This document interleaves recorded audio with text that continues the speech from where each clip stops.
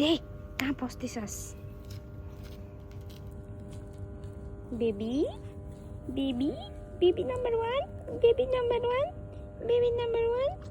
कसले अनि तिमीलाई कसले मम्माले खाना दिएन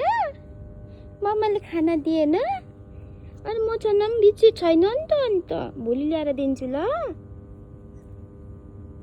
मम्माले खाना दिएन भाइ बिस्किट लिएर आइज न मम्माले खाना दिएन इजु aku पनि आएको छ नमुनु इ